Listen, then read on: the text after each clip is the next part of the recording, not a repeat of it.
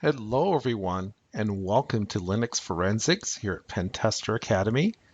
In this video, I wanted to show you a couple of ways that you can examine some of the wealth of information that is stored inside of an inode. So I wanted to first show you how you could do this using an image that you've mounted.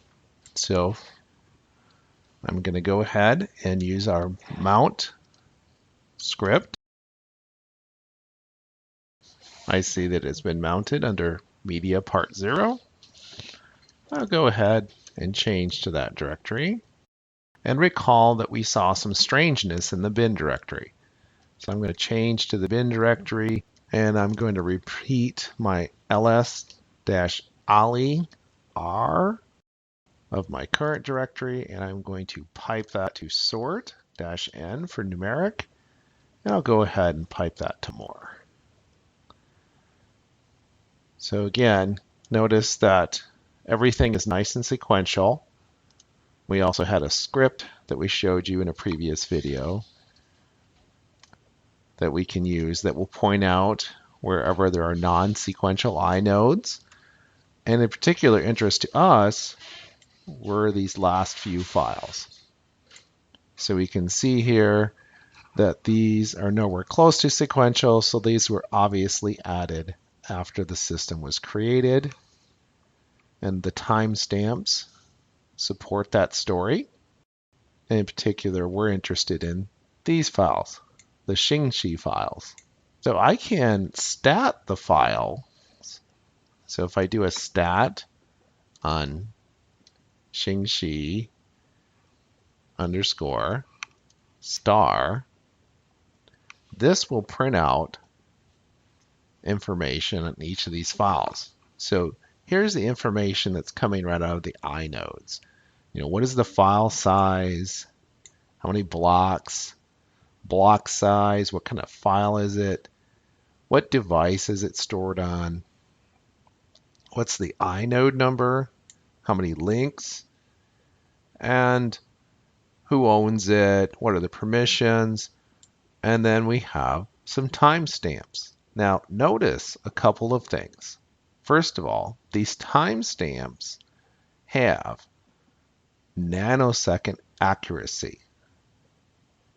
And we will talk about that in some future videos. So this is something that has been added to ext4, those extra bits that we briefly mentioned in some previous videos.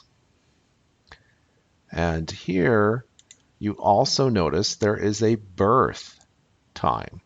Now it's not populated in this case, but recall that we said in that extra bit that's in the new inodes for ext4 systems, there is a creation time now. And that's what it's reporting here. So that was pretty simple. I can look at the files and look at this information. I could also print out the files. I could cat the files. There are a few utilities that will also be useful to you that are built into the sleuth kit. So taking note of my inodes, 657,103, 076, 109. Those are the three that I'm interested in.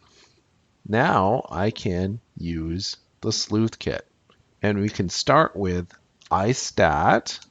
Istat will give you the same kind of information as stat for a mounted file, but this works with images and it also works with inode numbers. So I can say istat-o, my offset, then my image file, and then I give it my inode number, 657,103, and it tells me about this file.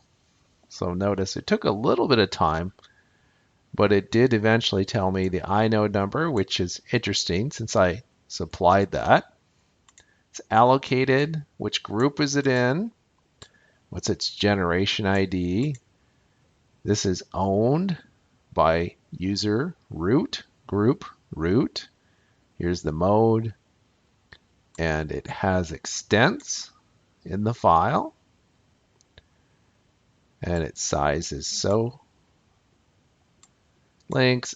So here we have our times, and notice that we do have our nanosecond accuracy for all of our times, and then a list of blocks. You'll notice that these lists of blocks are contiguous. So we have 4 blocks, they're all in a row, and that is to be expected because it says they're using extents. If we look at some of the other files, here's its information.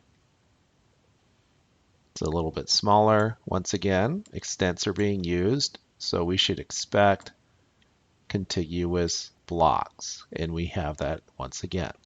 So here we can see when all of this was created, accessed, modified, etc. And then our final one here was also accessed earlier than it was modified, which seems a bit strange.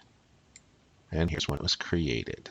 It was created when it was accessed, which was before it was modified or the inode was modified. You can also print out these files, and the way to do that is to use icat. So I can use icat on one of these files. So let me go ahead and do that, and I have to supply all these options again.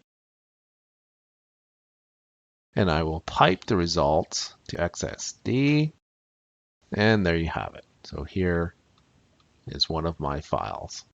If I repeat that, but send it to more this time, you see right here that it says, I'm an L file, please run me.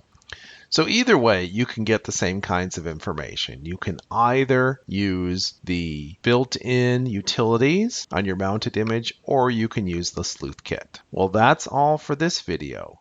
As always, if you're enjoying these videos here at Pentester Academy, please tell a friend. We'll see you soon.